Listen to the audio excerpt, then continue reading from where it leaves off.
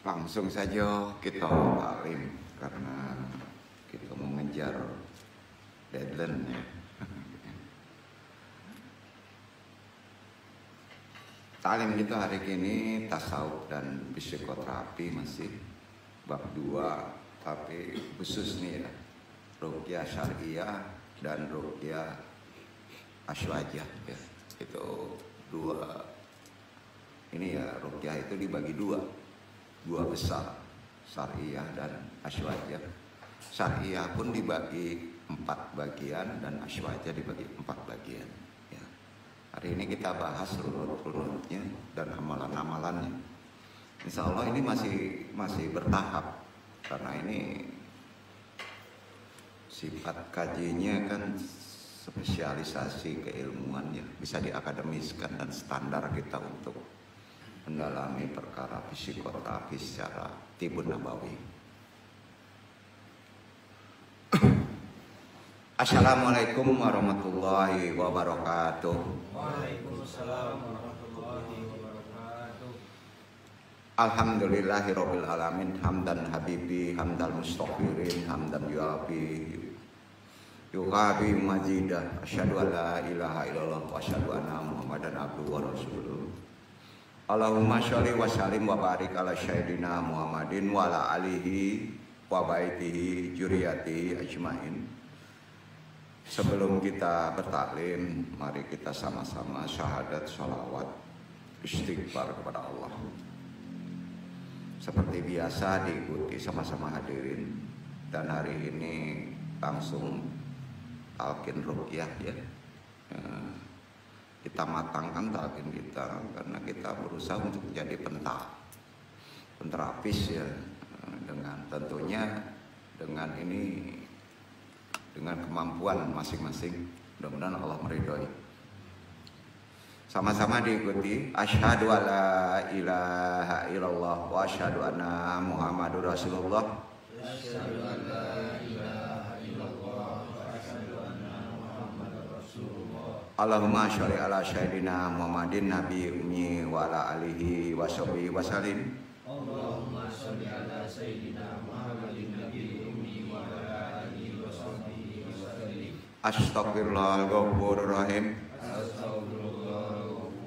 Astaghfirullahal ghafurur rahim. Astaghfirullahal ghafurur rahim. Astaghfirullahal ghafurur rahim. Ilahi Ilahi anta maksudi anta maksudi wariddoka matlubi wariddoka matlubi atini atini mahabbataka mahabbataka wa ma'rifataka. wa ma'rifataka. Zikir jahar, tarik dari bawah naik ke atas, buang kanan buang kiri, tanamkan Allah di hati. La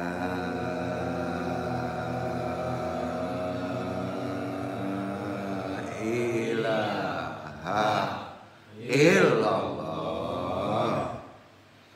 La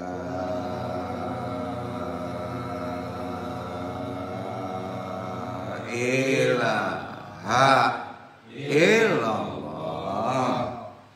La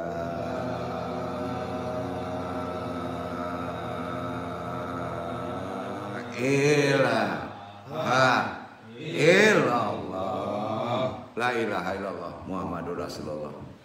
Ilaha diniyah asyolihi wa ilaha droti Syekh Abdul Qadir Jailani bi syafaat Nabi Muhammad biiznillah waridullahi. Ya Allah, ya Allah, ya Allah, innaka ala kulli syai'in qadir. Takti hajatina, pasang niat dalam hati, ridha Allah.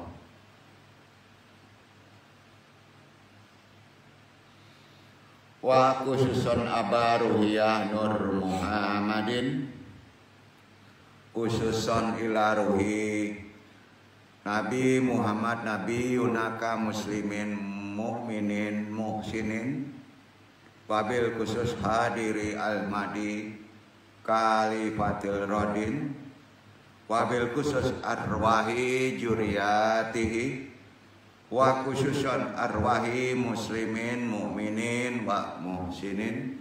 Al-Fatihah. A'udzu billahi minasyaitonir rajim. Bismillahirrahmanirrahim. Alhamdulillahirabbil alamin. Ar-Rahmanirrahim. Maliki yaumiddin. Iyyaka na'budu wa iyyaka nasta'in. Ihdinas siratal mustaqim. Siratal ladzina an'amta 'alaihim ghairil maghdubi 'alaihim waladdallin. Talqin Gharaibul Ilmi atau talqin ruqyah. Gayadaka ala syadrika al-qalbu, artinya letakkan tanganmu di dadamu. Agak ditekan dikit.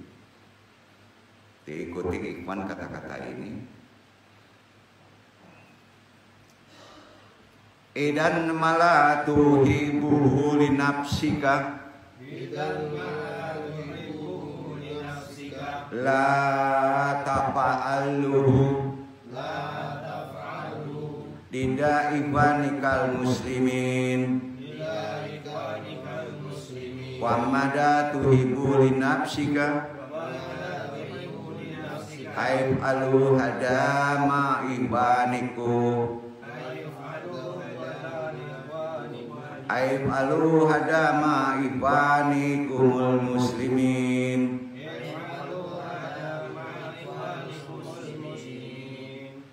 Renungkan artinya, maka apa yang kamu tidak suka untuk dirimu jangan kamu lakukan terhadap saudaramu sesama muslim,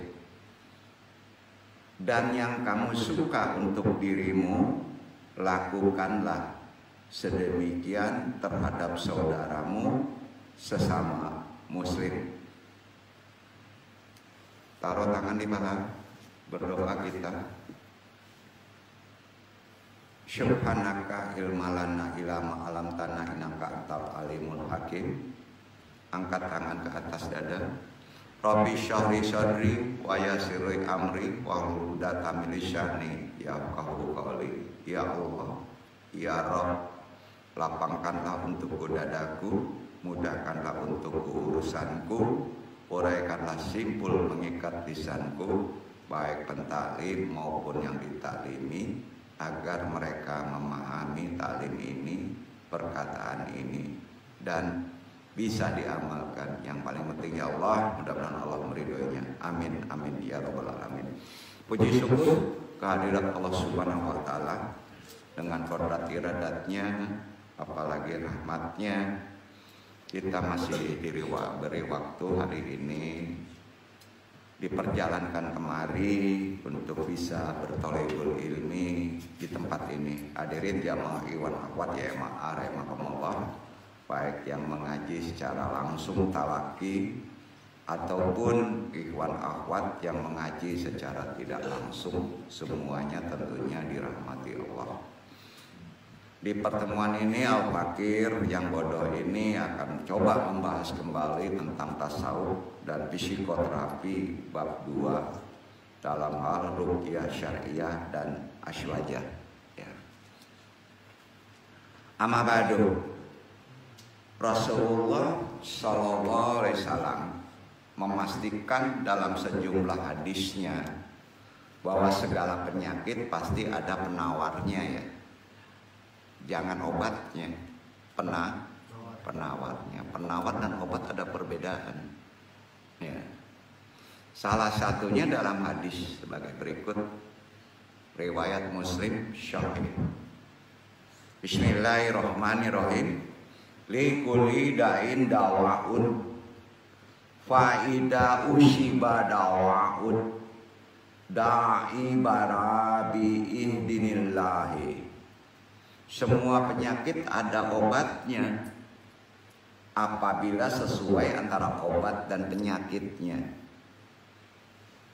Kalau sesuai itu yang disebut penawar. Kalau sesuai, ya kan? Maka penyakit akan sembuh dengan izin Allah Subhanahu wa taala. Hadis riwayat Muslim. Hadis ini populer kan? Ya.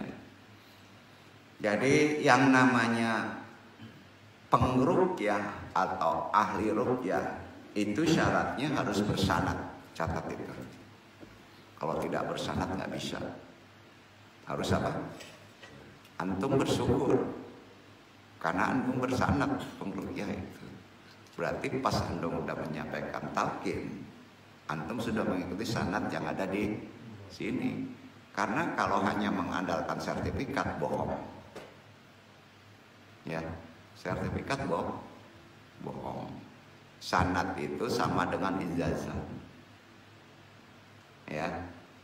Jadi ini tolong tanamkan ya. Jadi kalau antum pembekam itu salah satu bagian cabang daripada Tibun Nabawi itu harus bersanad. Artinya sama dengan torekot. Torekot harus bersanad. Kalau tidak bersanad, nggak laku kerja. Duduk. Jadi ini boleh disampaikan secara akademis, boleh tidak. Ya. Jadi gimana nih yang urusan WIN jurusan ini nggak bisa jadi terapis, bisa aja. Tapi sembuhnya wallahu alam. Ya. Jadi bukan mengecilkan ya. Ini ilmu harus disampaikan. Jadi syarat pengruqyah yang paling berat adalah bersanad. Ya. Sanad nanti dalam penjelasan apa itu sanad. Ya. Makanya ada talqinnya. Tiap sanad ada perjanjian, ada sumpah setia, ada bai'ah, ada talqin. Ya, betul kan? Tarekat ada talqinnya, sumpah setia. Beruqyah juga kan menghadapi orang nih, harus ada sanad dan talqinnya. Talqinnya tadi, ingat talqin itu masing-masing sanad berbeda. Sepakat? Ya, jadi nggak bisa sanad ini, talqin ini dipakai ke yang lain, ya. Dari mana sumber talqin ini? Torekot dengan sanad torekot, sanad talqin itu tentu beda. Paham ya? Nah, jadi itu rahasia yang duduk ya. Jangan duduk, pokoknya terima dulu sanadnya. Sanad itu menyambung sampai Rasulullah. Sanad itu artinya rangkaian kan? Pahami, sanad itu rangkaian supaya ilmu itu tersambung, tertanggung jawabnya ada, sudah itu otentik, jelas sumbernya. Antum meruqyah kalau nggak ada sanad bingung dari mana nih sumbernya, iya kan? Betul kan? Nah, jadi kebanyakan ahli ruqyah yang ada sekarang hanya bersertifikat, setuju? Maaf ya, bukan merendahkan. Ya. Contoh gini lah, ahli urut banyak sertifikat aja Pak ya, ahli bekam banyak sertifikat aja kan, ya. Betul ahli, ya, tapi otentik pertanggungjawabannya ada enggak? Ya kan? Nah, sertifikat dengan sanad beda enggak? Beda, ya, beda. Nabi Muhammad dalam hadis Bukhari Muslim, kalau beliau nggak enak badan atau sakit, meminta Sayyidah Aisyah meniupkan kun fita alai, hembuskan. Ya, cara mengembuskan kemarin sudah dibahas, tolong lihat talim di ruqyah yang sebelumnya. Ini sambung menyambung ya. Jadi pakai tiupan. Maka doa-doa itu ada nafasnya. Nah, itu sebabnya diajarin zikir anfus, zikir nafas, sumbernya dari qalbu. Dan ahli talqin nggak tahu ini, yang kebanyakan setuju. Jadi seorang pengruqyah harus juga bertorekot, betul kan? Nah, kun fita alai. Ya. Jadi ada nafasnya. Kita kasih tahu sama alur sertifikat pengruqyah pada masa sekarang ya. Mana ngerti kayak gini? Ya. Duduk dulu. Ya. Jadi dokter kan susah, apalagi udah selesai dokter dapat gelar dokter. Koasnya lama nggak? Lama ya. Betul sekarang. Karena sudah banyak yang dokter-dokter itu tidak ada dasar daripada ilmunya gitu. Jadi sanad itu bisa disebut ilmu yang turun ke kolbu. Ya, betul kan? Kan dari sambung menyambung itu ke kolbu, ya kan? Bukan ke intelektual ya. Intelektual makin lama makin berkembang kan? Ya, kolbu, rohani. Itu ilmu sanad itu ke kolbu. Ya, harus ada yang nuntun, harus nyambung, masih hidup. Gurunya yang tersambung dengan guru di atasnya. Maka ruhinya tersambung, nggak putus. Betul kan? Kolbunya. Mana paham perkara ini bagi orang yang pakai sertifikat. Setuju nggak? Iya kan? Makanya ahlul ruqyah sekarang, kecuali kalau ahlul ruqyahnya bersanad ya tentunya beda. Nah sekarang Anda minta apa ya, boleh dikata sensus coba Ustaz Pauji, berapa ahli ruqyah, ahli bekam yang bersanad. Sensus saja di luar. Masya Allah. Aduh, jadi ya tanggung jawab antum lah untuk memberi sanad. Kan susah ya. Udah paham kan? Itu gunanya kita duduk taklim ini. Jadi sekali lagi, ya menggampangkan hal itu maka berbahaya loh. Ya. Jadi yang makanya kalau dia bersanad, otomatis ilmu itu gampang didapat kok. Percaya deh. Tahu-tahu dia bisa bekam, tahu-tahu dia ngerti herbal. Jadi kuncinya sanad itu. Jadi kalau antum nggak bersanad, nggak ada ilmu kolbu. Ya, nggak ada ilmu kolbu. Kasihan di luar bertasawuf tapi tidak ada sanad. Bertarekat tidak bersanad, dalam ruqyah tidak bersanad. Ya. Nah, sekarang lebih aneh lagi, dokter nggak bersanad lagi. Tahu-tahu jadi dokter, ngaco ini. Bukan sembuh, logika setan masuk nanti loh. Nah, nanti kita bahas. Dan pasti akan jelas. Nah, ujungnya antum nanti ngejarnya bukan keilmuan secara epistemologi dulu. Keilmuan apa? Kolbu dulu. Ya. Betapa pentingnya ruhani. Alur ruqyah sekarang, kecuali kalau alur ruqyahnya bersanad ya. Jadi kalau ada yang bertanya, ada yang nanya nggak nih, apa itu sanad? Kita bahas apa itu sanad. Sanad itu keilmuan. Kalau secara Quran, secara bahasa ini agama disebut al-atsar. Apa? Al-atsar. Yaitu jaringan yang menghubungkan murid dengan guru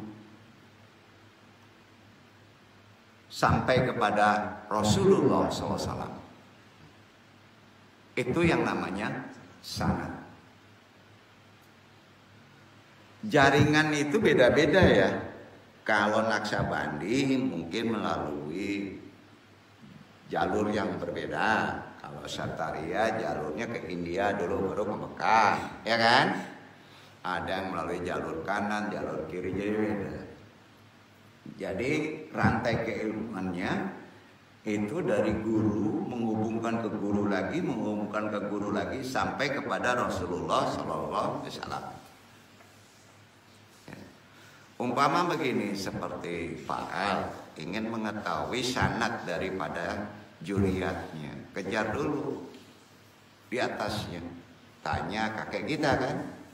Kalau tidak ada, kita minta doa secara ilmu qalbu ruhani melalui apa yang disebut petilasannya atau jasad makomnya, ya betul kan?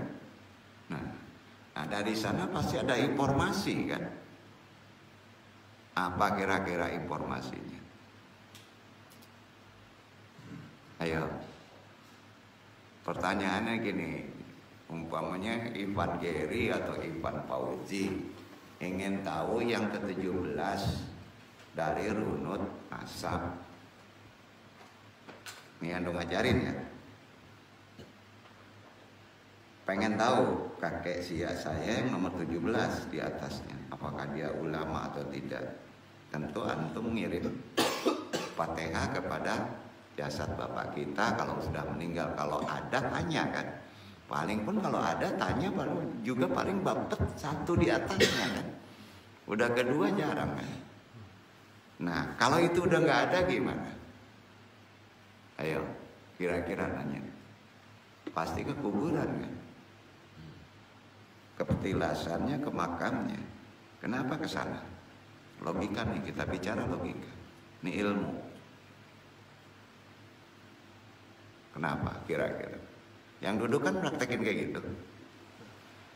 Karena di sana ada putaran energi yang disebut baliknya koin. Koin kan makhluk.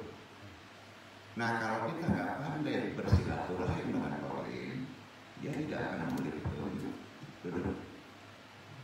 Duduk. Nah ini belum ada yang bisa gitu. Anu agak prihatin. Ya. Ini yang duduk kerennya gitu. Karena mungkin mainannya di situ. Kasih ngomong, kasih koin ini udah habis. Langsung bisa ngomong digebukin gitu. Gawat. Kita jangan begitu. Jadi ada orang silaturahmi secara baik gitu kita. Ada yang takut-takutin, gebukin dulu baru ngaku kan. Tetap aja bisa ngaku loh. Kalau paling ngaku bisa terpaksa kalau digebukin karena sakit kan. Kalau dibelokin lagi. Nah saat antum harus ke sini, kasih di sini. Karena kita kebingungan, masuk ke era kayak gitu. Tak gitu. Nah ini tahu. Jadi ilmu menurut Juriyat itu belum ya. Tapi Anda hanya menjelaskan kenapa kita mesti bersana. Betul kan? Kenapa kok capek-capek kita mesti observasi bersama kemari ya? Begitu juga kalau kita menjadi penerapis, itu sih susah. Sebenarnya unsur pertama yang mesti diubah. Nanti buah dari otot adalah penerapis. Ibu Nabawi, Ruqyah, ya kan itu. Jadi bukan menjelaskan. Sekarang pertanyaan, kalau kita dakwah itu apa sih? Penterapis? Coba tanya, penterapis kan? Memperbaiki kan? Nah ya sama gitu ya. Kita bahas sanad itu bahasa Qurannya namanya al-atsar. Apa? Yaitu jaringan yang menghubungkan murid dengan guru sampai ke guru di atasnya, sampai ke guru di atasnya, sampai akhirnya puncaknya ke Rasulullah. Maka sanad itu jaringannya beda-beda. Naksabandi ke kanan, Syataria lurus, ada yang ke kiri kan. Bahkan satu nama Torekot aja sanadnya jaringan jalurnya beda kan. Nah, sanad atau jaringan mata rantai keilmuan sangat penting dalam Islam. Sangat penting. Ini mulai tidak mulai diajukan. Ya. Dikarenakan perhatikan besok di hari pengadilan kiamat manusia bukan saja diminta ya untuk pertanggungjawabannya, tetapi juga ditanyai dari mana ia mengamalkan sesuatu. Percaya nggak? Karenanya dalam Al-Quran dijelaskan. Ini dasar sanad. Coba dibaca Al-Araf ayat 6. Itu dasarnya. Jadi dasar sanad itu. Ruqyah dasarnya ini. Harus ada sanad. Al-Araf ayat 6. Dibaca.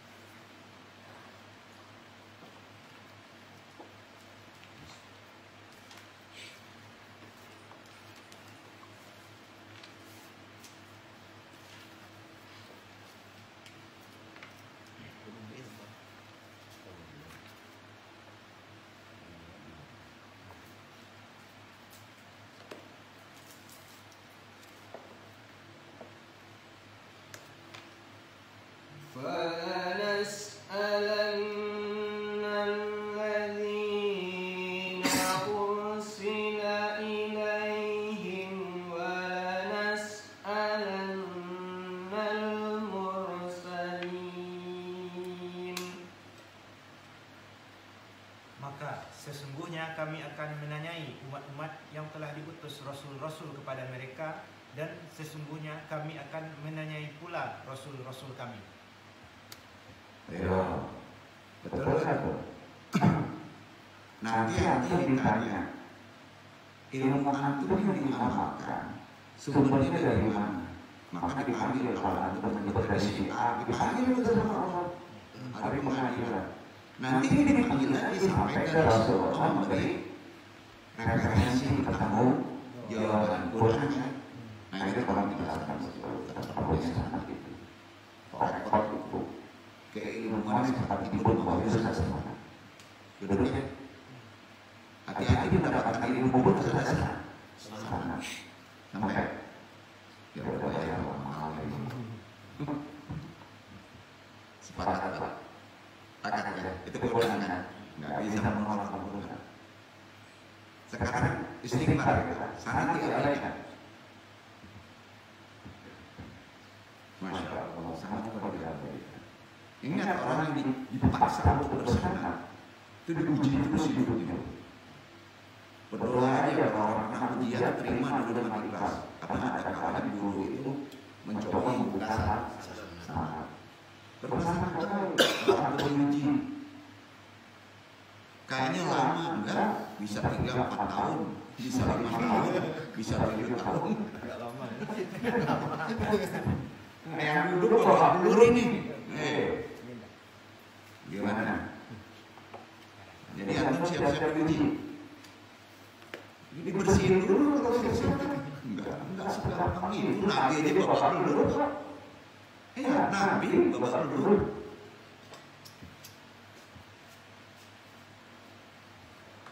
Jadi kalau kita ada dasar apa? Kalau kita menuju ayat ini, seorang ulama bernama Abu Abdurrahman Al-Marwazi yang memiliki nama Ali bin Al-Hasham Syakir bercerita begini, aku mendengar dari Abdullah bin Al-Mubarak. Beliau berkata, jika kamu kelak menghadapi persidangan di hadapan Allah di padang mahsyar, maka berpeganglah kepada Al-Aqsa. Apa yang dikatakan kepada gurunya? Ya. Ali bin Al-Hasham suatu saat melakukan konfirmasi tentang apa yang dimaksud Abdullah bin Al-Mubarak dengan Al-Aqsa itu apa sih, kepada Abu Hamzah Muhammad bin Maimun Al-Syukri. Ada nama Syukri.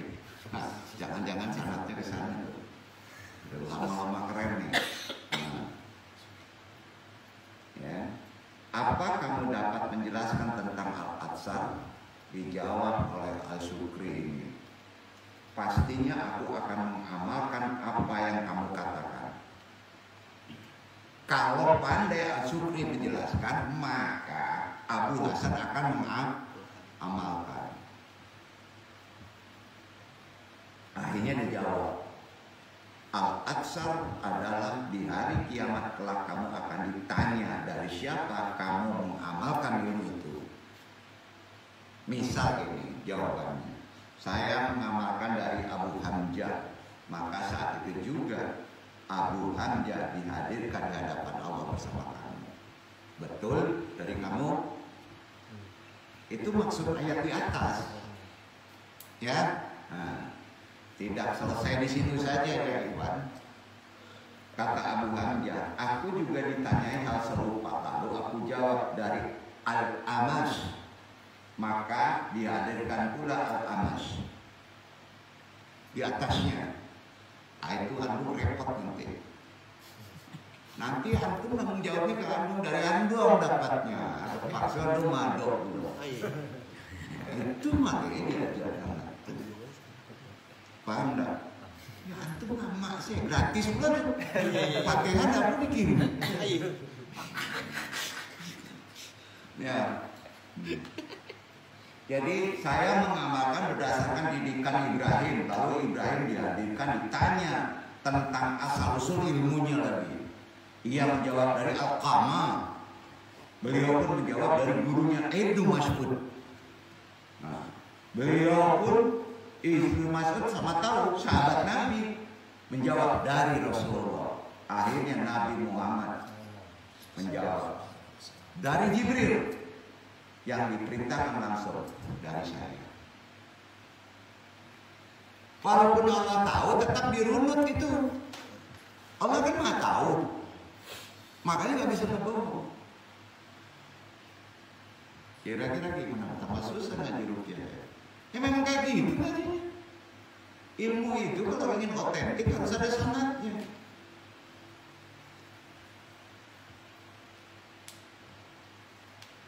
Jadi sanad keilmuan ruqyah juga disebut al-atsar ruqyah. Apa al-atsar ruqyah? Itu berarti sanad ruqyah. Nah ini nggak ada banyak yang tahu. Yaitu jaringan yang menghubungkan murid dengan guru sampai kepada Rasulullah Sallallahu Alaihi Wasallam. Karenanya menurut Ash'al bin Hatim dari Ibnu Aun dari Muhammad, ia berkata, ilmu merupakan urusan agama. Maka perhatikan dari siapa ilmu kalian dapatkan. Perhatikan.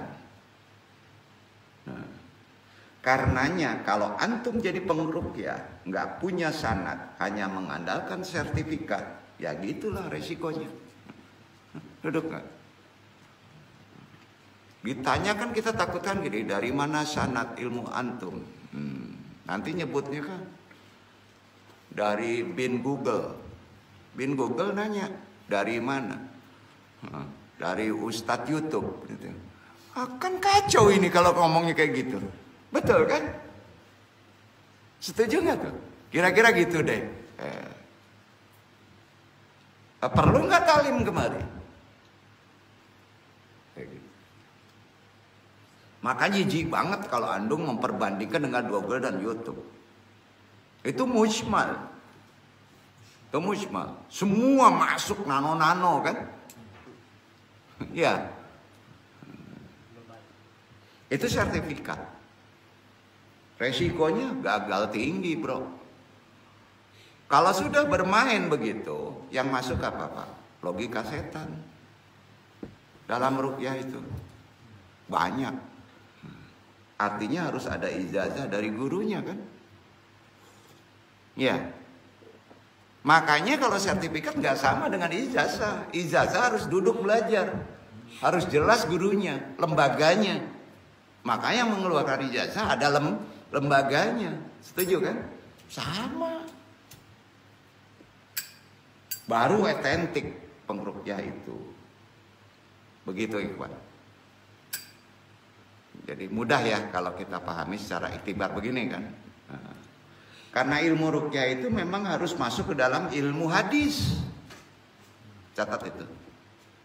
Banyak sekarang peruqyah nggak masuk ilmu hadis.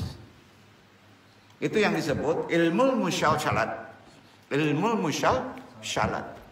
Pengruqyah, pembekam harus masuk ke hadis. Itu yang disebut ilmu musyalsyalat. Harus masuk.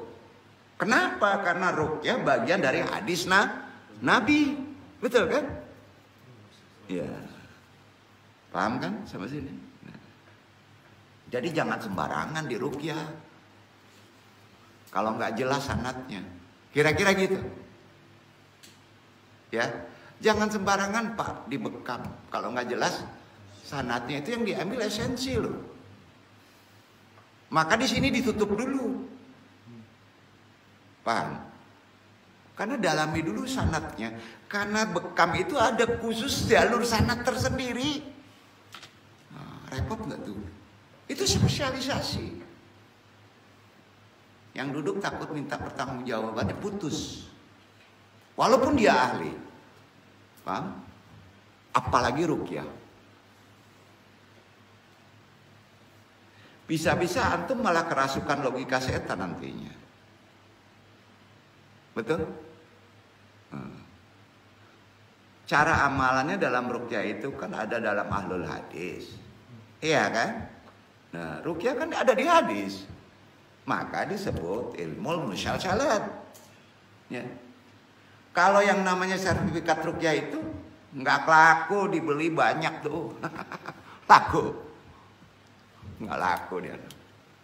Maaf ya, untuk yang di luar jangan tersinggung. Silakan berdebat. Betul kan Pak? Ini jelas. Qurannya ada, di hadis ada. Jadi ruqyah harus masuk ilmu hadis. Tanpa itu nggak bisa. Malpraktek nanti. Nggak laku deh kalau hanya sertifikat. Yang dan pajang di luar itu sertifikat. Itu dikritik sama yang duduk itu. Ditanya sanadnya nggak ada. Masa mau dikejar sama Iwan itu, kita itu. Jangan malu-maluin ya yang dari MA ini. Jangan ngejar sertifikat, tapi kejar sanad. Sepakat? Alhamdulillah. Sekali lagi, jangan kejar sertifikat, tapi kejar sanad. Kenapa demikian? Sertifikat bukan sanad, nggak diridai Allah dan nggak direstui Rasulullah. Yakin nggak tuh? Gitu. Tanda-tanda antum bersanad sama dengan torekot. Ada talqin. Ada talqin. Talqinnya jelas. Jelas. Tadi kan?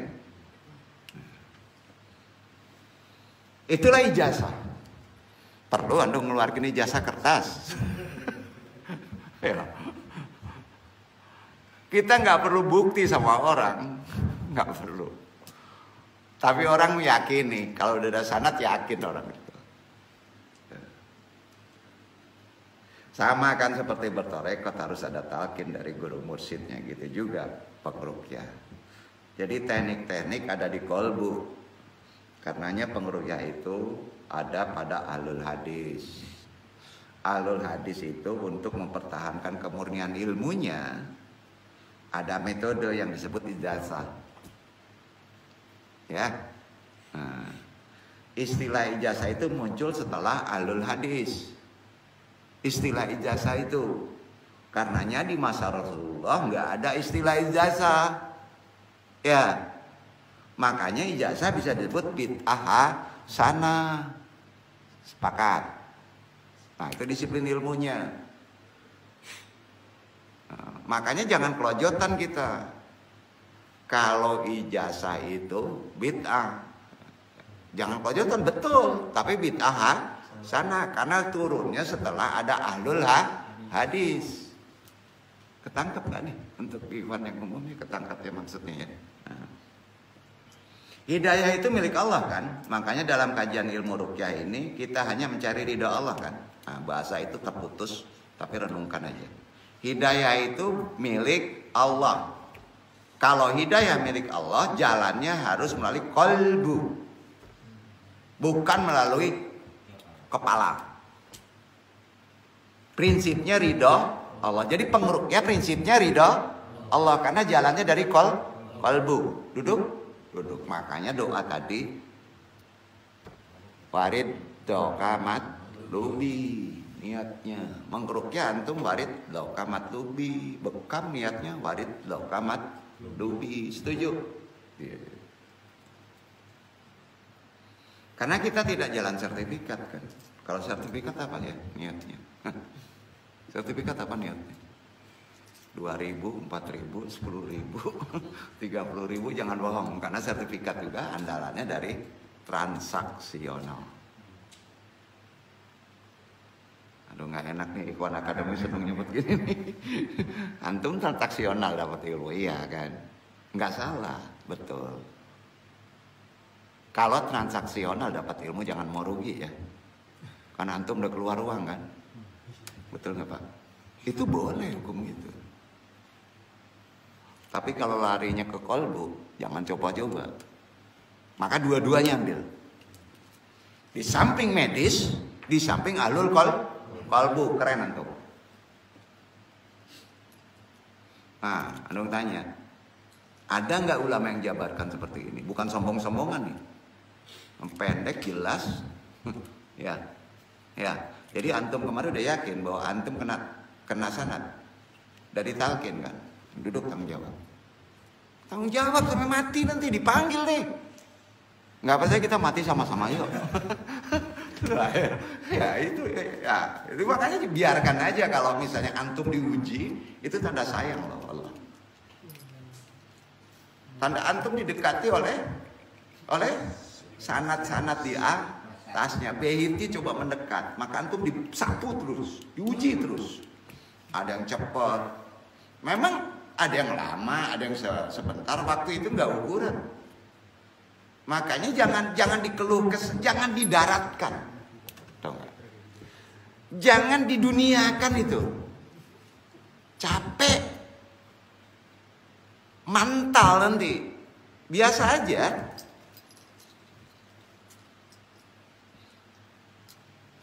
Jadi supaya kita diridhoi Allah, bukan cari sertifikat, supaya logika antum lurus, nggak mudah terkontaminasi dengan logika setan. Karenanya salah satu keahlian setan apa sih?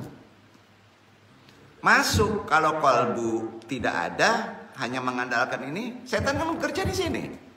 Was-was, katrat, khawatir. Masuk logika setan kan?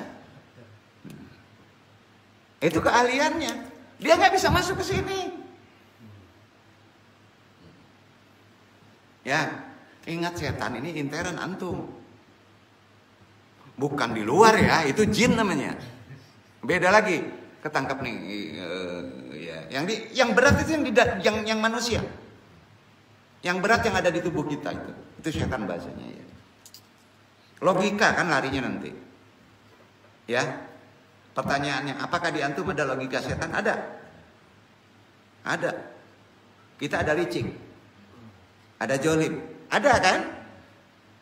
Itu logika setan. Nah, dalam meruqyah pakai ilmu kalbu, itu nggak boleh bekerja. Tapi dipikirkan boleh. Kan susah tuh.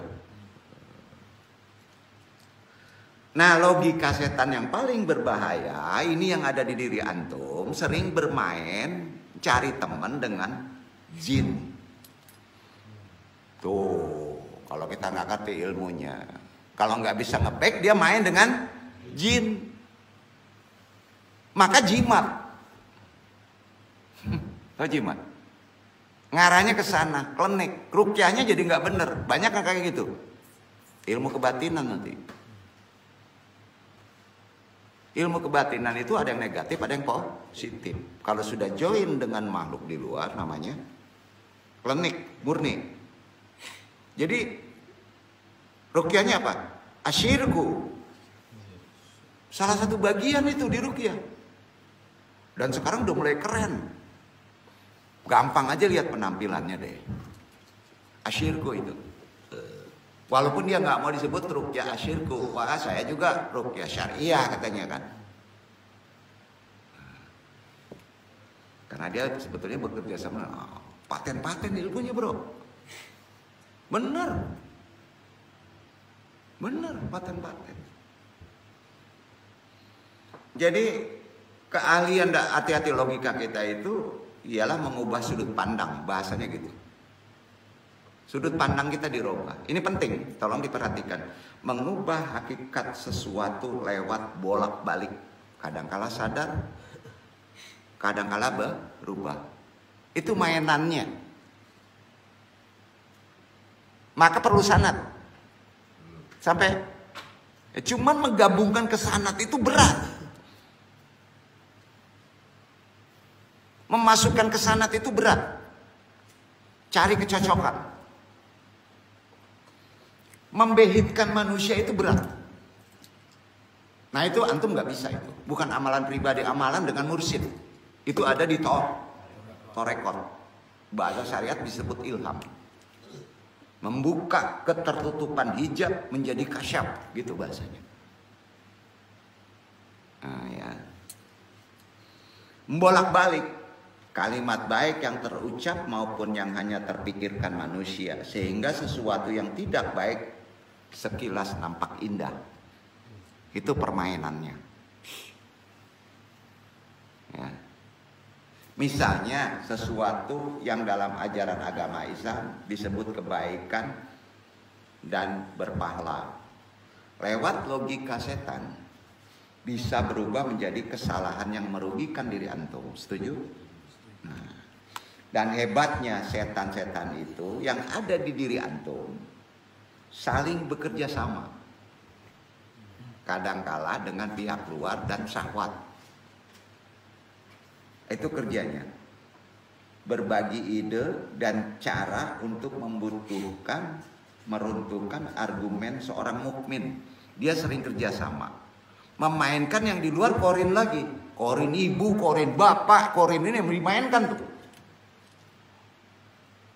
Nah itu yang mesti kita kalau cerdik itu di-cut dulu dengan doim. Diam. Maaf ya kalau ada yang diuji kayak gitu. Maaf. Belum semuanya nih. Semuanya kena tuh. Nah, tunggu gilirannya aja apa gitu. Jangan ketawa-ketawa dulu. Lah itu memang kodratinya. Betul. Nggak percaya ilmu ini, baca deh firman Allah. Ini dari Allah nih ilmunya nih. Al-An'am 112, baca tuh. Itu dasarnya tuh.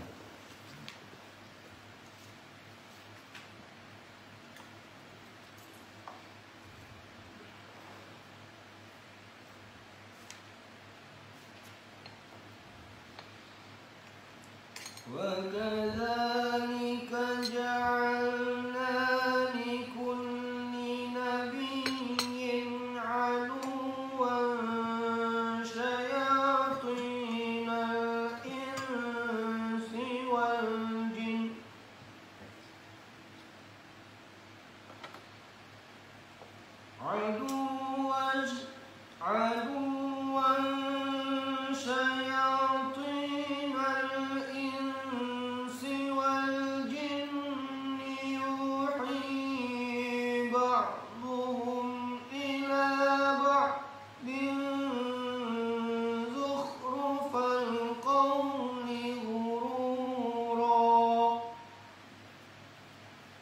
وَلَوْ شَاءَ رَبُّكَ مَا فَعَلُوهُ فَذَرْهُمْ وَمَا يَفْتَرُونَ.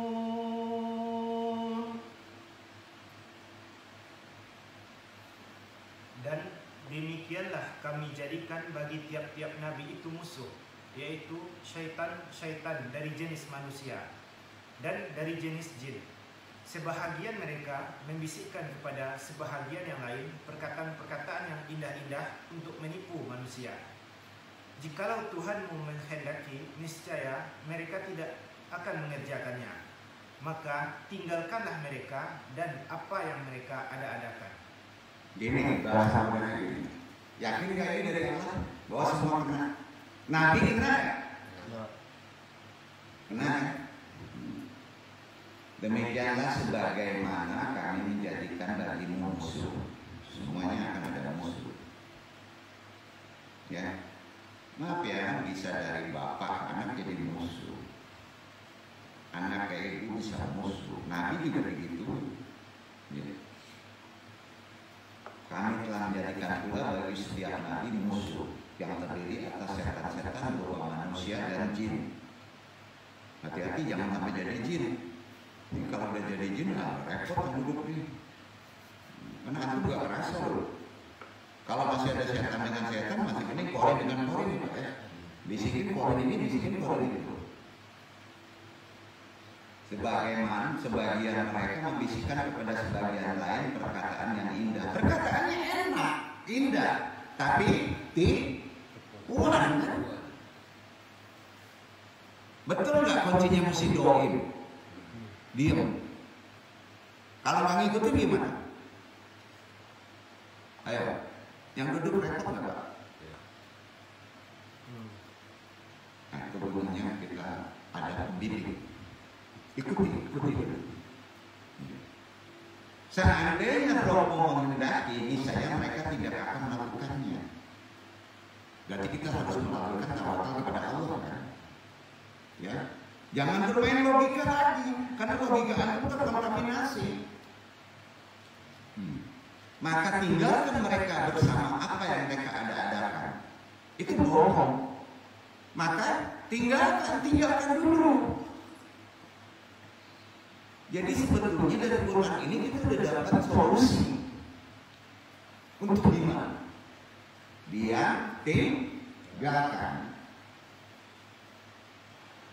Itu ruqyah, itu dasar ruqyah.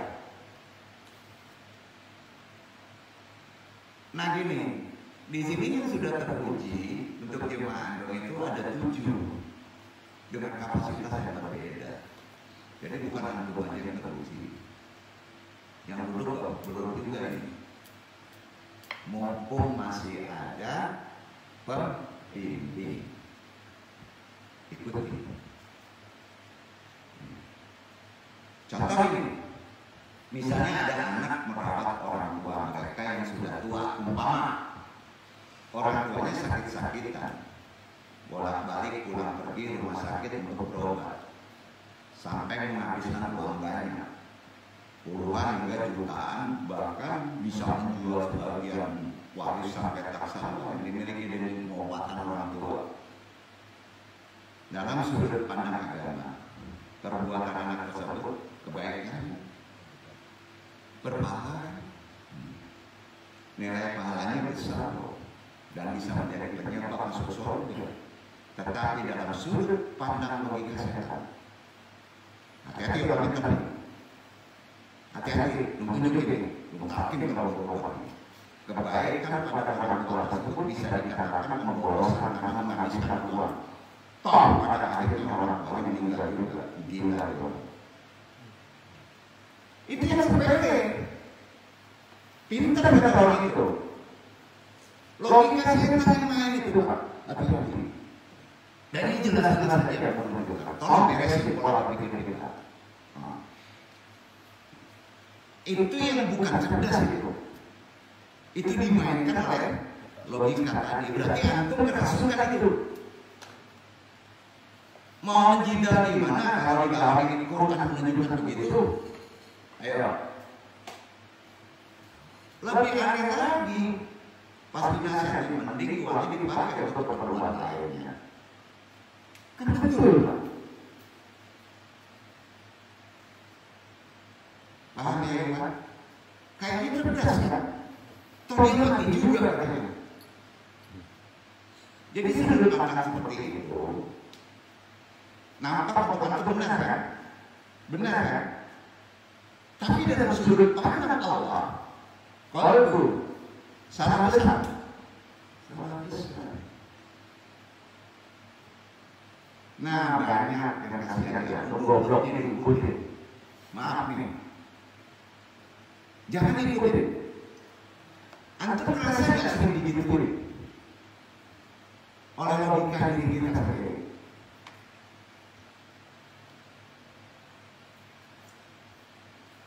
Orang zaman sekarang yang prihatinnya itu banyak muslimnya kayak gitu.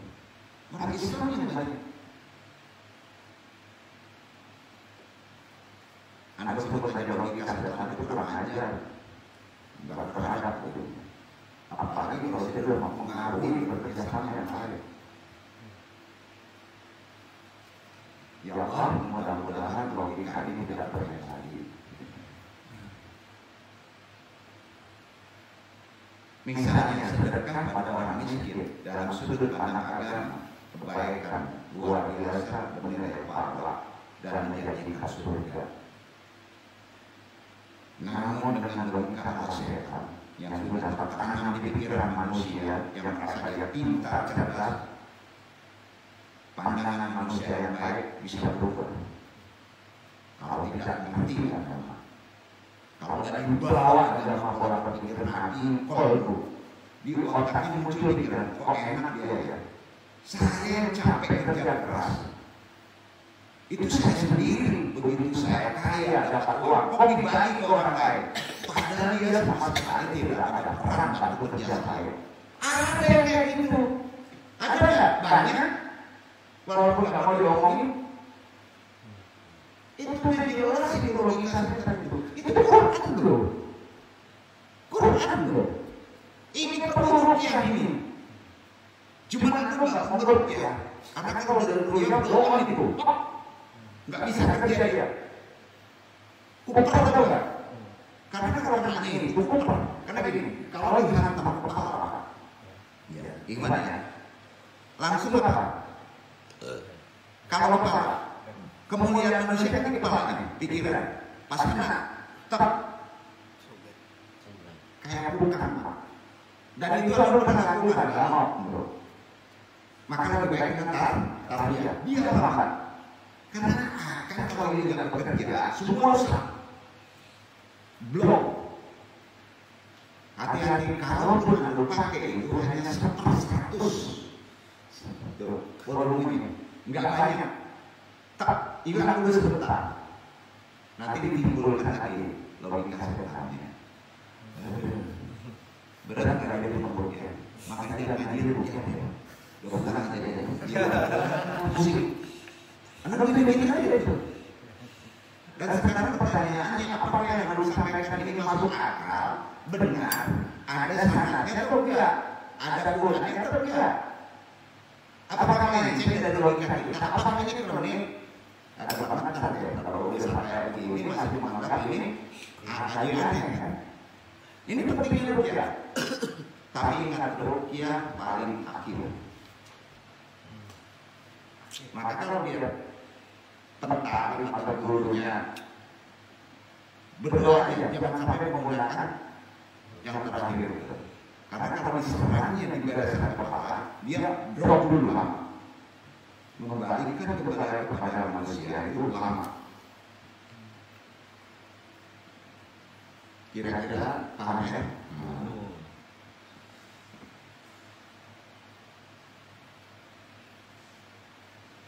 Jadi yang sedekah tadi kelihatannya benar kan?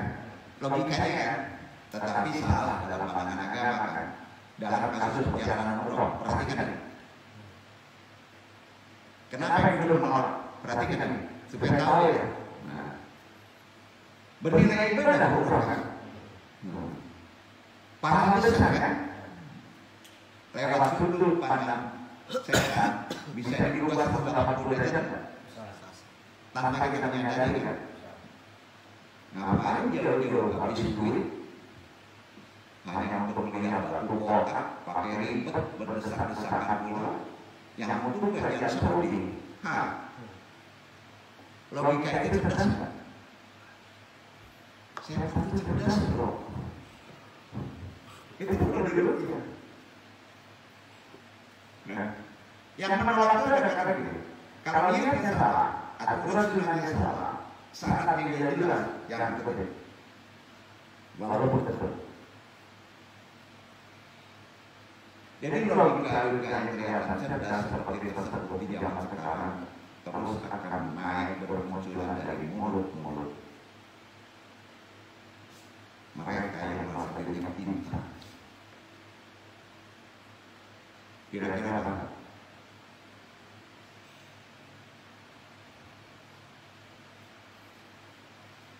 Tapi kalau kita mau ngomong, sejak zaman dulu juga sudah ada. Dari zaman Nabi Muhammad SAW juga sudah ada logika setan itu. Dan sulit. Kuncinya ada. Ya. Kuncinya ada. Kembali lagi menanamkan sesuatu ilmu itu kan sudah dasarnya ada. Nggak mungkin dari otak itu bercabang kalau menanamkan ini. Paham nggak? Nggak mungkin deh, bohong kalau orang bisa menggunakan ini sisi ini bohong. Antum nggak akan nancap ke kolbu, nggak akan beres itu. Maka itu ada. Sekali lagi, kalau dibaca Asyam 1 ayat 8 kuncinya baca terus. Yuriduna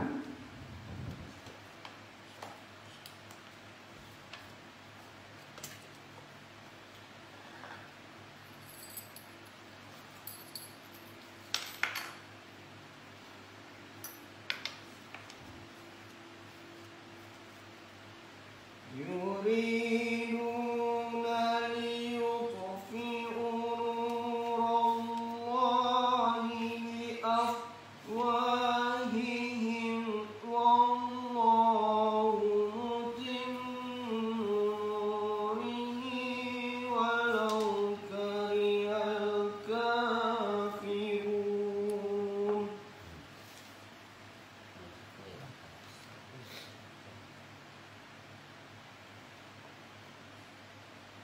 Mereka ingin hendak memadamkan cahaya agama Allah dengan mulut ucapan-ucapan mereka.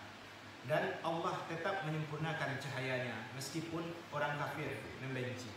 Duduk. Duduk ya. Kalau orang rohani ngerti itu.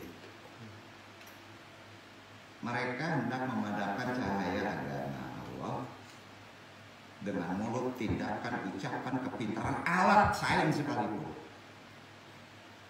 Betul kan? Digunakan itu. Tetap Allah menyempurnakan cahayanya, nggak akan salah. Walaupun orang kafir membencinya, antum benci dakwah dengan alasan apa aja antum menggunakan yang nggak akan kalah, percayalah. Sepakat Pak? Masya Allah, dengerin dulu, ikuti aturan. Karena yang ngisi bukan di sini, walaupun melalui sini. Setuju nggak? Kita kan ilmu koldu, koldu jangan diganggu deh, fokus. Gunakan akal, pikiran, bila perlu indrawi kita. Kalau antum ingin langsung dirasuki dengan nur, betul nggak? Bukan nar. Nur, setuju? Nur. Kan udah talkin tadi Pak, perjanjian itu. Nah sekarang gini, Anda merasa di sini perlu penegasan itikad dalam ngaji. Di situ tuntutan kesabaran seorang taklim dan guru. Karena mereka itu sebetulnya itikadnya aja, keimanannya yang sulit. Nabi kan beratnya menanamkan itikad tadi, ya. Nah, Andung sepakat tegaskan, tolong kalau ngaji sudah wilayah qalbu, yang lain nggak ada. Karena qalbu itu sentral. Insya Allah demi Allah, Andung mencoba memperbaiki Andung. Cita-cita kita wali loh, bukan pinter agama. Ya.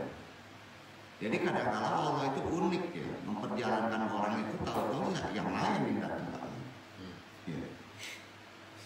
Dalam surat Yasin, Allah Subhanahu wa Ta'ala menyebutkan tingkah perilaku ala setan tadi. Ketika Rasulullah menyuruh mereka berinfak, memberikan makanan pada orang yang tak mampu, setan baik yang berasal dari kalangan antum, manusia atau kalangan jin, bersilat lidah. Argumennya apa? Ya Muhammad, kemarin kami bilang bahwa semua di dunia ini adalah ketetapan Allah. Loh, ini pas ada orang Arab nggak bisa makan, kok malah suruh kami sedekah memberi makanan? Ayo, bukankah itu menentang ketetapan Allah? Argumennya kan gitu. Ada nggak orang yang gitu? Banyak. Zaman sekarang dikuli ketetapan Allah. Lah kalau kita nggak pinter gimana tuh? Sebagai pentaklim, jangan dijawab kalau perkara begitu. Kalau dijawab antum keteter, yang ngomong itu setan loh. Enggak enak. Berarti melanggar ketetapan Allah. Jadi bagaimana sih logika setan tertanam dalam diri manusia? Ini yang perlu kita pahami. Cara setan menggoda manusia pertama kali paling sering dengan mengubah logika manusia seolah-olah benar, seolah-olah antum cerdas. Padahal logika tersebut membelokkan seorang mukmin dari jalan lurus yang diridhai Allah, betul kan? Nah, pernah nggak kita mendengar ulama-ulama yang takut terhadap istrinya? Tanya. Banyak. Nggak antum aja. Ulama banyak yang takut dengan bininya. Ustadz Kiai kalau dimarahin istrinya itu biasa saja, karena dia ada dasar. Itu kan makhluk yang dipecah dari sudut pandang ini, sama dengan setan kan. Cuman setan gak kelihatan kan. Istri kan ujian, betul kan? Kasih makan aja, jangan didengerin omongannya. Antum kan walinya. Kalau didengerin kelojotan antum. Mau dengerin logika itu? Logika Hawa, logika setan, logika jin. Wah, ngaco nih hidup nih. Sulit jadi jemaah Anu nih. Itu bahaya.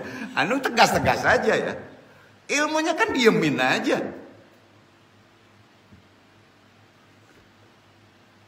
Banyak ulama-ulama yang nggak ngerti kok. Ya. Ustadz kayak banyak perkara ini. Tapi karena dia ulama, dia biasa saja diemin aja. Lah, orang kata Nabi saja pernah dilabrak perempuan kok. Panas dingin dia tuh. Nabi santai aja, nggak ada masalah. Jangan ilmu pegadaian dong. Ya, ilmu pegadaian tau gak? Jangan, diemin aja. Laki-laki yang jika di luar rumah penampilannya keren gagah, ia bak seorang pemimpin perang, bisa mengatur orang lain, tapi begitu pulang rumah sekali dicemburui istri langsung gemetar. Banyak betul zaman sekarang. Banyak. Bukan antum aja, banyak. Dalam konteks lain, sepanjang sejarah banyak sekali kisah bagaimana ulama dicemburui oleh istrinya. Karena lebih sering bercengkrama dengan apa? Dengan kitab ketimbang keluarganya. Yang duduk kena juga itu. Sebut aja Imam Syabawaihi. Kitab-kitabnya dibakar habis oleh istrinya. Cemburu. Aduh, ulama aja kena, Pak. Apalagi kita. Masa sama buku dicemburuin? Ya. Dibakar. Biasa aja dia. Bahkan ada beberapa istri ulama yang secara sarih mengungkapkan kecemburuannya terhadap kitab-kitab yang dimiliki suaminya. Begitulah logika setan masuk ke ranah istri ulama. Nah, ini banyak terjadi loh. Saya memiliki seorang sahabat bernama Syekh Ibrahim Al-Asyashi. Ia menghabiskan banyak waktunya untuk menulis kitab di kamarnya. Ia memiliki istri yang galak seperti istri seorang filsuf Socrates tuh galak tuh. Nah, melihat aktivitas yang dilakukan oleh suaminya yang meskipun jarang keluar dari rumah, tapi hanya sibuk dengan buku-buku, sang istri dari sahabatku ini karena merasa diduakan dengan hal itu, ia membakar buku-bukunya. Biasa aja dia. Nah, jadi contoh-contoh itu sebetulnya sudah ada solusi dari sejarah-sejarah orang lama. Ya. Kembali ke sasaran kaji ya. Jadi ini sebagai bekal kita, sanatnya tahu kenapa kita penting ilmu ruqyah, dan antum bersyukurlah karena sudah coba menerapkan dengan yang disebut talqin ruqyah dan sanatnya ya. Yang namanya ilmu ruqyah itu terbagi dua bagian besar. Dicatat, 1A ruqyah syariah dan B ruqyah asywaja. Ya. Ciri ruqyah syariah yaitu ada 4 cirinya. Pertama, keilmuannya berbasis salafi. Salafi, nggak perlu dibahas salafi ya. Kedua, keilmuannya murni menggunakan Al-Quran dan hadis. Ini bagus. Tapi mutlak, nggak tercampur. Kalau tidak ada Quran, tidak ada di hadis, dia nggak mau mengerjakan ruqyah. Yang ketiga, ruqyah syariah tercampur dengan syirkiyah, syirik. Itu banyak sekarang. Ya. Yang keempat, anti menggunakan tawasul, tasawuf dan wifik. Anti. Itu yang keempat. Itu syariah. Jadi dia nggak mau menggunakan misalnya sholawat, nggak mau. Nggak. Itu bagian besarnya. Nanti nunggu dari satu-satu. Ya. Sementara ruqyah asywaja mempunyai 4 bagian juga.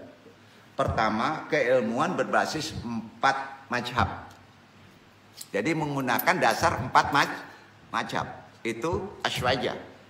Yang kedua, keilmuannya tidak hanya memakai Quran dan hadis, tapi tercampur dengan yang lain. Asywaja. Yang ketiga, keilmuannya memakai ruqyah hak dan ruqyah batil. Ya. Itu yang ketiga ya.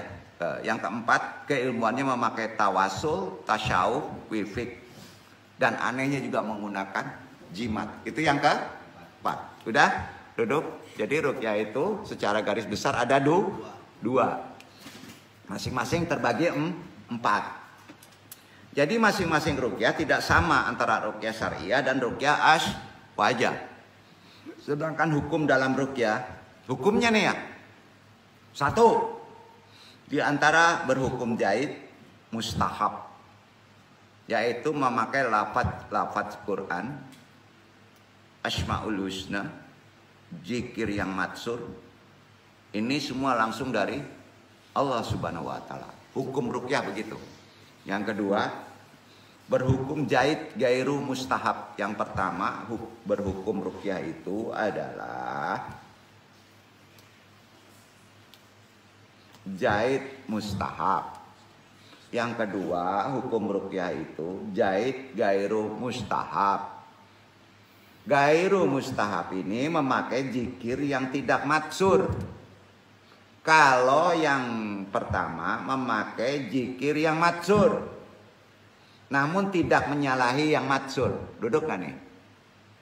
Duduk ya. Ini kalau nggak ngerti dasarnya repot juga nih. Tapi nggak apa-apa lah, runut epistemologinya aja ya. Jadi ruqyah itu ada 2 dasar hukumnya. Pertama, hukum ruqyah itu jahit mustahab. Ya. Cara ruqyahnya memakai lafaz Al-Qur'an, Asmaul Husna, dan zikir matsur. Ya, itu hukum jahit mustahab. Amalannya ya. Yang kedua, berhukum pada jahit gairu mustahab. Ya, cara amalannya memakai zikir yang tidak matsur, namun tidak menyalahi matsur. Sampai enggak? Ya. Contohnya, kira-kira apa? Terapi inabah. Dia memakai la ilaha illallah. Matsurnya itu beda, walaupun itu matsur. Ya. Ada zikir yang dilarikan ke hizib. Sampai tuh. Ketiga, ruqyah yang makruh. Umpamanya kalau memakai bahasa ajami yang tidak dipahami maknanya, hati-hati. Kalau tidak meruqyah tidak dipahami oleh antum, bisa haram jika memakai nama selain Allah. Duduk nggak? Itu ruqyahnya menjadi makruh. Ujungnya bisa haram kalau memakai nama selain Allah. Hai Empu Gandring, sembuhkan saya. Ya. Sunan Kalijogo, sembuhkan saya. Hati-hati. Ya, nggak boleh itu. Ya. Tetap aja nanti logika setan yang masuk. Jadi sebenarnya semua zikir dan ayat Al-Quran itu pasti dibenci setan. Setuju? Tapi kenapa nggak mangkuy? Antum kan sering zikir. Nah, sering berdoa. Kenapa nggak mangkuy? Itu tadi. Nasab kolbu yang nggak ada. Karena itu bukan wilayah hafalan, bukan wilayah hafid. Itu wilayah kolbu yang harus dinaikkan ke hafalan. Duduk ya. Nah, tuh. Inilah yang sering digunakan untuk meruqyah zikir ayat Al-Quran oleh para penterapis ulama ruqyah. Itu ada 4 yang paling dibenci, baik oleh logika setan atau juga energi setan. Paham nggak? Kalau logika setan larinya ke pola berpikir. Kalau energi larinya ke badan. Tegang. Ngamuk. Ngejar. Hati-hati kalau sudah ke energi setan. Nah ini mesti digimanain. Nah di sini ilmunya nih. Nggak dengerin. Karena andung ditalkin langsung. Dijamin dia bisa ngatasin itu. Ada 2 ya energi itu. Ada ke logika, ada ke energi. Sampai Kalau kena itu mesti gimana? Kalau sudah kena energi setan, kalau melalui logika itu kekuatannya hujah. Apa? Hujah. Kalau energi setan dari keempat surat inilah yang mesti anu bahas. Ada 4 surat menghantamnya, membereskannya, menterapisnya. Pertama Al-Fatihah. Catat tuh. Itu kemana larinya? Bukan ke logika. Tahu? Ke fisik. Kalau sudah ke fisik, jerit, nangis, ngamuk, ada 4. Berarti dia kena dengan energi setan, walaupun berangkatnya dari logika setan. Kalau logika saja berdebat terus nggak mau kalah, itu hujah. Rukyahnya dengan hujah. Ya, rukyah hujah gampang, nanti Nung jelasin. Ya. Sekarang yang paling gawat dulu energi dulu Pak ya. Siapa aja boleh bisa merukyahnya. Pertama gunakan Al-Fatihah. Surat pembuka segala kebaikan Al-Fatihah. Dibuka dulu dengan kebaikan. Wajar jika setan benci terhadap surat ini energinya kan. Ya. Kalau pengerukyahnya kuat kolbunya, bersih ruhnya, belum dibaca baru datang setan tuh udah kabur tuh. Maka normal lagi. Duduk nggak? Belum dibaca. Contohnya siapa? 100 km udah kabur dia. Umar bin Khattab. Ada buktinya. Belum dibaca itu. Apalagi kalau antum sudah dibaca. Kita awam baca. Caranya kan udah tahu Al-Fatihah. Anfus. Duduk. Anfus. Oh belum bersih kolbunya. Tapi antum kan sudah dapat talqin nasab. Antum bertanggung jawab. Nah kalau ditaruh air di depannya ya. Yang suaminya nggak bantu, repot nggak di sini Pak jauh-jauh mentalkin? Bisa balik lagi nggak? Suaminya bantu itu, betul Pak? Oh gitu, kira-kira gitu. Kira-kira paham sampai sini? Ya. Detail cara menggunakannya sudah di bab pertama. Dengan cara yankus dihembuskan ke media air. Banyak orang menyebutnya apa? Air zikir, air doa. Setuju Pak? Nah, ya. Itu kalau larinya ke energi. Kalau ke logika cukup dengan huzah. Kalau tidak berhuzah, diam. Duduk. Nah, kedua, Al-Baqarah. Ini ke energi. Digabung boleh dong? Boleh. Tapi jangan overdosis. Gunakan satu dulu. Jangan langsung gabung Al-Baqarah. Kecuali kalau yang nyerangnya nano-nano. Tahu nano-nano? Nular banyak. Seperti di sekolah. Nggak mungkin satu air aja. Ya. Nah. Kedua Al-Baqarah. Surat kedua ini digunakan umumnya ya, bukan ke badan. Walaupun ke badan bisa. Mengusir setan dari tempat tinggal di rumah sesuai dengan hadis Nabi. Setannya apakah itu korin, apakah itu jin murni. Duduk. Berarti kalau tempat, rumah, itu larinya ke Al-Baqarah. Dasarnya mana? Dengerin hadisnya. Sahih, riwayatnya jelas. Hadis riwayat Ibnu Mubarak, hadis lainnya juga ada 2 hadis ini, riwayat Ahmad ya. Yang pertama dulu. Tadakar an baital khairi huwa baitun fariun min kitabillah. Famin azli mani min luruh. Muhammadin yukrijus syaitan minal baiti alladhi tutla fihi suratul Baqarah. Ingatlah, sekosong-kosongnya rumah dari kebaikan adalah rumah yang kosong dari kitabullah. Ya. Demi zat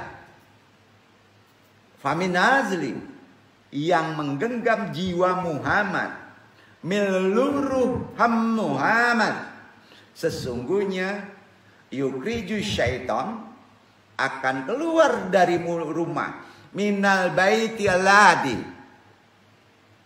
yang dibacakan tutla fihi suratul Baqarah. Betul kan? Yang dibacakan surat Al-Baqarah di dalamnya. Maka isi rumah itu bukan ditaruh Quran. Kan suruhnya baca. Enggak masuk itu.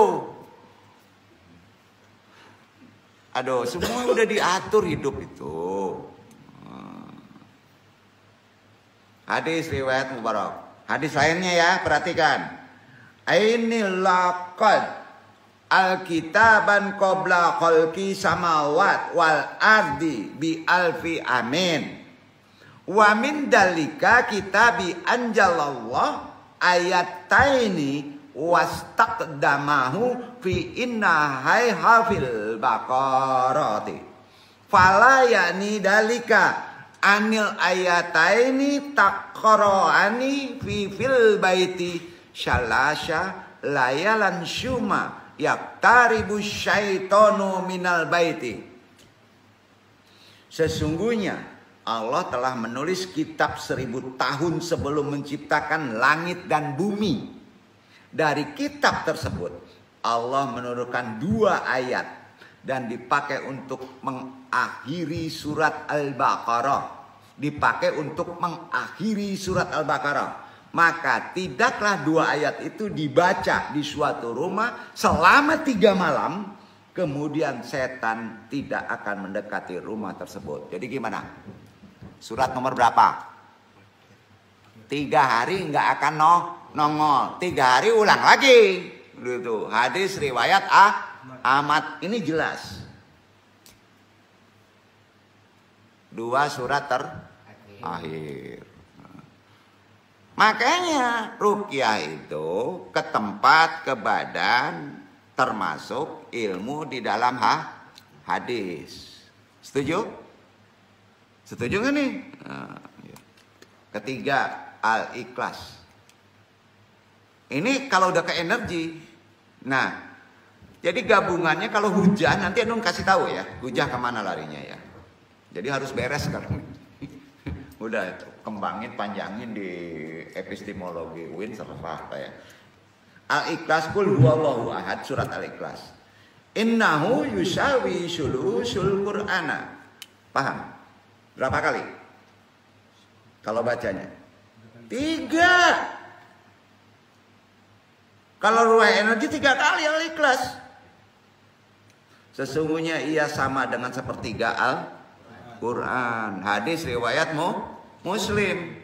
Surat ini biasanya digunakan digabung dengan Al-Falaq dan An-Nas.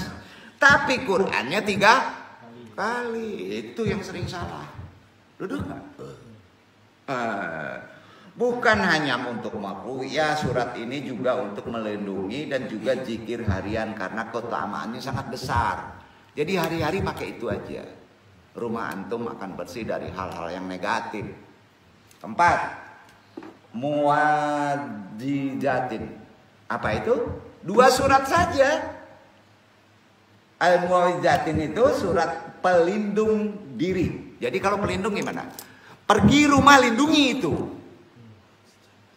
Anak pergi doakan ruqyah itu. Lindungi anak itu. Betul kan? Tameng. Ya kalau antum ngapain dilindungi? Antum bisa ngomong kok. Kalau udah tahu ilmunya. Iya kan? Surat pelindungan diri kalau ditinggalkan 2. Al-Falaq dan An-Nas. Bukan Al-Ikhlas. Al-Falaq An-Nas saja. Turun karena Rasulullah menderita sakit akibat sihir. Ya. Beliau disihir oleh seorang Yahudi bernama Labid bin Al-Asham. Itulah beberapa rekomendasi surat yang bisa buat kita terhindar dari gangguan sihir tadi. Sihir ini udah jolim orang. Jadi Rasulullah kena langsung, maka turun surat ini, pelindungnya ini. Jadi untuk antum sebelum kena sihir sebaiknya lindungi dulu, paham nggak? Itu maksudnya. Kasihan ya Rasulullah jadi uji coba kan, gitu. Maka kita sering sholawat, ya. Jadi jika diumpamakan ada seseorang yang memberitahu kepada kita, umpama ada kalajengking atau ular berbisa yang ada di tubuh kita, umpama nih, ada orang ngasih tahu gitu. Pengertian ada ular adalah kalajengking bisa secara johir, bisa secara kasat mata, ngerti nggak? Badanang ada ular, kasat mata tuh sipeknya, sipek ular, sipek kalau. Tapi ada benar ularnya di belakang, antum nggak tahu, ada yang ngasih tahu. Kira-kira antum gimana? Ngopi dulu Ini bikin ke dalam nih. Tadi yang Andung sampaikan tadi udah bisa diamalin nggak Pak? Udah paham ya? Udah jelas ya?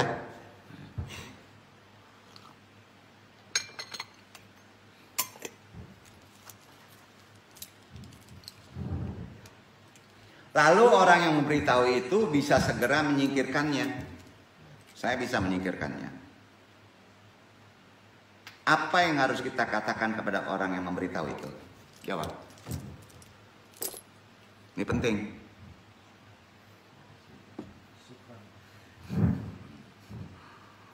Maaf ya, menggigit-gigit lah nih. Ini ada Pak. Kalau nggak begitu nggak mangkui nanti. Apa yang mesti dikatakannya? Apa yang harus kita katakan kepada orang yang memberitahu itu? Bukankah ular kalajengking berbahaya, baik johir maupun tidak johir? Maka kita patut berterima kasih karena telah diberitahu. Setuju? Gampang benar ya? Ya udah tahu kok. Itu orang yang beradab namanya kan? Betul kan? Nah, jadi siap-siap ya kalau mau jadi pengruqyah atau tahu ilmu ruqyah. Siap-siap, antum nih. Nah, siap banyak orang yang menghujatnya. Siap nggak? Orang dilupakan nanti logika setan masuk. Supaya jadi sasaran pengruqyah itu. Bukan terima kasih Pak. Enggak. Nah ini ada ujian untuk pengruqyah. Kalau antum memutuskan itu selesai semua. Berarti antum pengruqyah juga jolim. Sekarang ini asyahadah. Siap antum menjadi pengruqyah akan dihujat? Jawab. Ayo. Kalau enggak keluar. Antum nggak bisa keluar udah ditalkin tadi. Ayo. Jadi kuncinya kan adabnya satu. Tetap nggak boleh ditinggalkan. Gimana? Siap ya? Banyak orang menghujatnya. Itu nggak enaknya ilmu ruqyah. Banyak orang nggak minat. Jadi apabila antum bisa menyingkirkan adanya ular dan kalajengking tersebut, baik dalam johir maupun dalam kasat mata kesifatan, begitu pula orang yang sudah menyakiti hati kita dengan lisannya. Anggap ia sedang menyingkirkan hal buruk dalam diri kita. Itu ilmunya. Maka kita tidak akan mudah sakit hati. Sandarkan langsung. Itu sama kalau kita menolong itu sedang membereskan hal yang ada setan di kita, diri kita gitu. Ada aja dong jawabannya. Lah ini hadis kok. Nah hal ini perlu dilatih karena memang enggak mudah. Yang paling berat itu Pak pengruqyah. Jadi kalau duduk di sini sebagai pengruqyah kabur, Nabi Yunus contohnya, caplok ikan antum, nggak bisa. Kalau antum sudah pengruqyah sama dengan mursyid, lari antum, kena antum. Maka yang duduk nyesel juga nih ngajarin gitu. Nggak bisa lari. Ini benar ini. Nah, begitu juga saat melaksanakan ibadah. Renungkan. Nih perhatikan, ngurangin kayak gini nih. Kalau antum terus menolong orang. Ya. Sering timbul was-was? Sering? Khawatir? Apakah ibadah diterima oleh Allah? Atau tertolak? Sering nggak terasa gitu? Itu udah masuk tuh. Setan itu udah masuk tuh. Seulama apapun nggak kena itu.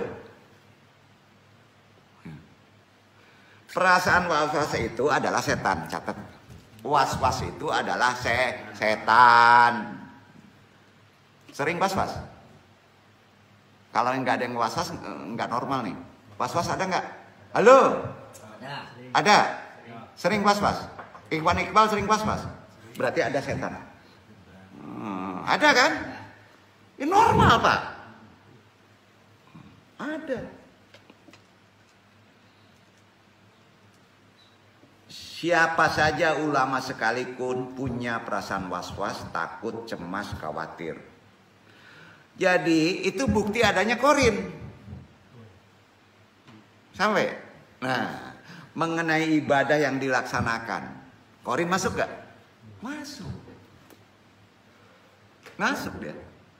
Biasanya perasaan itu muncul karena rasa tidak percaya diri kan?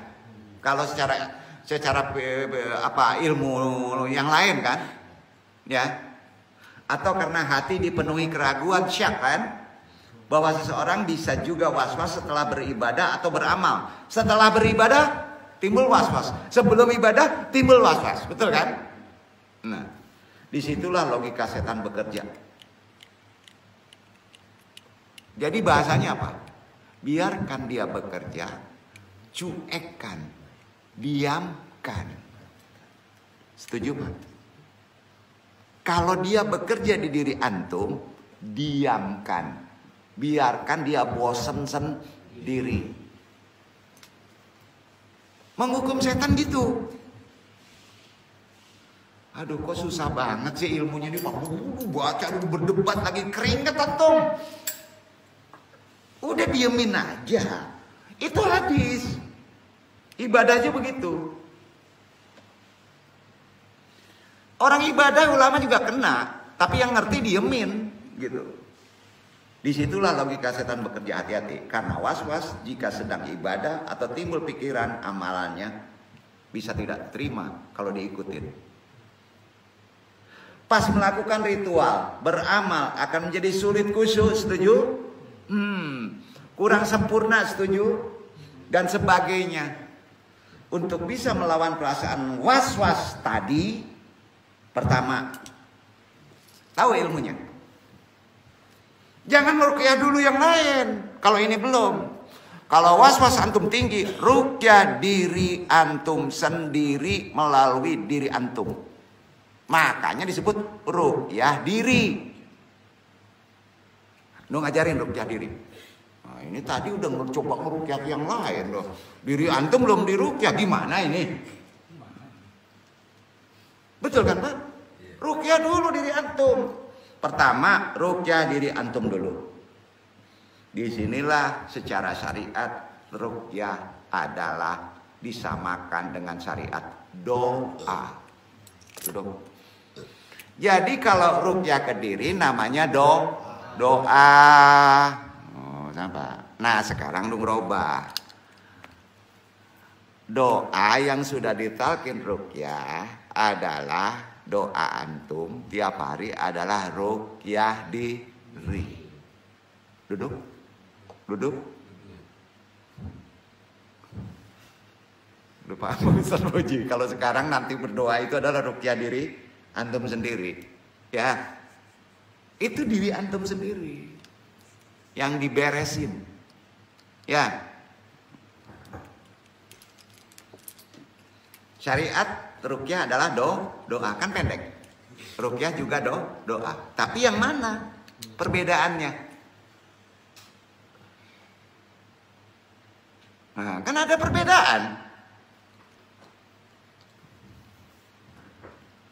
Karenanya secara syariat apabila timbul was-was, perintahnya banyak berdoa. Syariat kan? Padahal doa yang mana? Harus dengan ruqyah. Ruqyah sebenarnya adalah doa memohon perlindungan dari gangguan sesuatu yang tidak diinginkan. Kira-kira dari yang 4 tadi yang mana dipakai? Ayo. Ya udah. Surat apa yang dipakai? Kan tadi sudah disebut untuk perlindungan. Pakai Al-Ikhlas, pakai ayat kursi, yang ngaco antum. Gimana tuh? 2 cuma perintahnya. Nah itu ada habisnya. Ayo, Ustaz baru tahu. Nah itu dia. Bukan ke orang lain, diri antum. Itu 2. Ya. Itulah yang diajarkan oleh Nabi Muhammad SAW. Doa dan ruqyah biasanya dibacakan untuk orang yang sedang sakit, beda lagi. Kerasukan, penyakit lainnya beda lagi. Namun ruqyah mandiri dilakukan sendiri dengan membaca surat-surat yang Antum sebutkan tadi, yang 4 tadi ya, di Quran. Jadi tentang orang yang sakit membahas. Para sahabat ditanya, apakah kamu bisa meruqyah? Bismillah. Dengan izin Allah. Begitu jawabannya. Sampai itu adab. Bisa Ikhwan Geri meruqyah? Bisa banget dong, karena dia diajarin andung, enggak beradab antum. Jawabannya apa? Bismillah. Bismillah. Ruqyah itu harus izin Allah. Berarti antum sudah ada tawakal tuh. Catat itu, nanti takut lupa. Ruqyah bahaya loh kalau ada aturan yang nggak dipakai. Sering lenceng Pak. Bismillah. Jawab sahabat. Kemudian sahabat itu membacakan Al-Fatihah 1 kali kepada yang sakit, langsung sembuh dengan metode yang Anum sebutkan tadi. Tadi itu hadis. Hal ini terjadi karena beliau membacanya dengan apa? Kalau bahasa kitanya gini ya. Tadi kalau bahasa tarekat qalbu. Kalau bahasa kita iman. Kalau iman tarikannya tauhid. Itikad berat. Mungkin kuat iman, mungkin satu amalan Al-Fatihah, mungkin chest plank. Gitu. Iman, sudah itu memahami kandungannya Al-Fatihah. Sudah itu menyerahkan tawakal hanya kepada Allah. Bismillah tadi. Maka kuat Al-Fatihah tadi. Apalagi dianfuskan, dihembuskan. Karena energinya dari kolbu. Sampai memang ada perbedaan dengan doa yang sifatnya umum. Kalau doa, ya Allah sembuhkan saya. Apa jadinya? Terserah gue lah, mau disembuhin mau enggak nanti aja ya. Itu aja bedanya. Sifatnya umum. Mencakup semua permohonan, itu doa. Karenanya surat-surat yang dibaca dalam ruqyah sifatnya khusus. Setuju? Ikuti aturannya 4. Jangan lari-lari dulu yang lain. Karena ruqyah itu kita ambil dari Quran dan hadis dulu. Ya. Bacaan Al-Quran bisa menjadi ruqyah jika diniatkan untuk ruqyah. Maksudnya apa? Nawaitunya luruskan. Untuk ruqyah. Bukan untuk doa ya. Keberhasilan cara ruqyah mandiri ini juga tergantung tingkat tawakal seseorang. Semakin tinggi tawakal kepada Allah, biiznillah, semakin besar peluang keberhasilan dari ruqyah. Yang perlu digarisbawahi saat ruqyah mandiri, berserah diri kepada Allah, berbaik sangka kepada Allah. Jika antum berikhtiar sembuh dari penyakit fisik dan batin, antum bisa melakukan ruqyah mandiri dulu, baru antum kalau sudah bersih boleh meruqyah yang lain. Ya, berikut cara melakukan ruqyah mandiri. Catat adabnya. Berwudu. Kalau ragu wudu, junub. Mandi. Walaupun antum tidak merasa junub. Ini diri. 2. Awali baca istighfar. Niatnya minta ampun kepada Allah. 3. Niatkan untuk ruqyah, memohon perbaikan kesembuhan pada diri sendiri. 4. Baca ayat ruqyah pertama diawali pembuka Al-Fatihah, ya. Tiupkan untuk niatkan diri antum. Sudah itu baca ayat yang disebut tadi 2. Ya, tapi jangan ditiupkan. Bacanya nunduk aja langsung ke dalam. Yang ayat Al-Fatihah tadi itu kan udah ada isinya di sana, dikuatkan baru diminum. Sepakat? 5. Kalau masih ada anggota yang sakit di badan, ruqyah diri kan sakit, ya, cukup Al-Fatihah, jangan baca pagar tadi. Ya, kalau ada yang sakit baca Al-Baqarah 1-5. Sakit badan antum 1-5, kemudian ayat kursi 2 itu. Sudah itu usapkan ke anggota tubuh setelah baca tadi, ya, baru minum. Sampai enggak? Baca dulu Al-Fatihah, hembuskan, simpan. Setelah baca Al-Baqarah 1 dan 5, kemudian ditutup dengan ayat kursi, pegang yang sakit, baru minum, duduk. Nah, 6. Kalau menggunakan media air ruqyah mandiri adalah dengan membacakan ayat-ayat Al-Fatihah ke air putih, kemudian hembuskan. Ini sudah dijelaskan, bukan ditiup ya. Itu CO2. Penyakit tuh, ya. Minum air tersebut pelan-pelan. 7. Tawakal kepada Allah. Demikianlah cara meruqyah sendiri. Semudah-mudahan ini bermanfaat untuk antum semuanya, dan ini penting antum sampaikan karena ini sudah ditutup perkara ruqyah, ya. Karena antum akan masuk ke yang lebih dalam lagi. Yang paling berat dalam ruqyah Tibun Nabawi adalah penggabungan. Tadi penguraian aja insya Allah, ya, udah begitu besarnya, begitu banyak manfaat.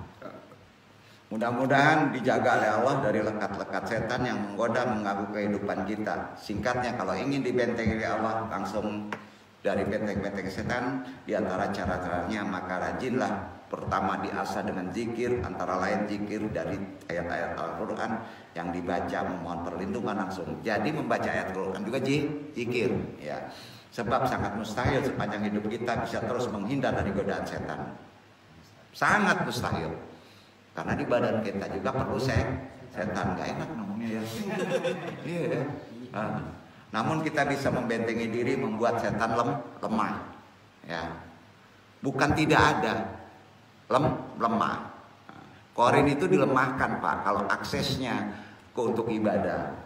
Nah, karenanya ada surat-surat Al-Quran yang ketika dibacakan kita otomatis akan mendapatkan perlindungan dari Allah. Lalu surat apa yang dimaksud tersebut tadi sudah dibacakan. Nah, itu sebabnya ini penting, ya. Ayat kursi salah satunya. Nah, itu sifat ayat kursi yang menunjukkan. Ini bukan bonus ya, bukan ya. Sering kita membaca babat aja. Abu Daud nomor hadis 1523, An-Nasai nomor hadis 1337. Ada 2 jenis bacaan. 1 Al-Baqarah ayat 255. Dikenal dengan ayat kursi. Dibiasakan baca itu pasca sholat setelah zikir yang disebutkan. Zikir silakan, kan banyak ya. Karenanya orang yang membiasakan diri membaca ayat kursi, maka ayat ini akan mampu melempar setan yang ada di sekitar kita. Bukan langsung dilempar, ya. Jadi orang-orang yang membiasakan ini akan bisa mampu melempar setan yang ada di sekitar kita, setan dan jin juga. Ya, gini. Kalau sebut setan itu ada di manusia, ada di diri kita, ada juga di sebelah kita. Nah, ini ada setannya, Pak, dilempar gitu, Pak. Itu ayat kursi, ya. Nggak enak ya, nyebutnya nggak enak. Setan semua ada, Pak. Gitu. Jadi gitu. Jadi disebutkan tak akan mau masuk rumah jika dibacakan surat tertentu oleh pemiliknya. Ya, itu tadi udah disebut. Kalau melempar setan begitu. Jadi gini, kalau antum misalnya mau streaming langsung lempar ayat kursi, nggak akan ketangkep, bro. Nah, aneh ya. Berarti itu kamuflase ya. Dikerjain kita sama YouTube. Awal kok baca ayat kursi, langsung lempar ya. Kabur lah. Ya. Rupanya setan yang masuk rumah itu mengganggu orang-orang di dalamnya agar tidak menjalankan ibadah gitu aja. Ya, jadi tolong ikuti aturan Allah. Jadi pengontalnya sudah cukup untuk Andong sampaikan. Mudah-mudahan bermanfaat. Wassalamualaikum warahmatullahi wabarakatuh. Waalaikumsalam warahmatullahi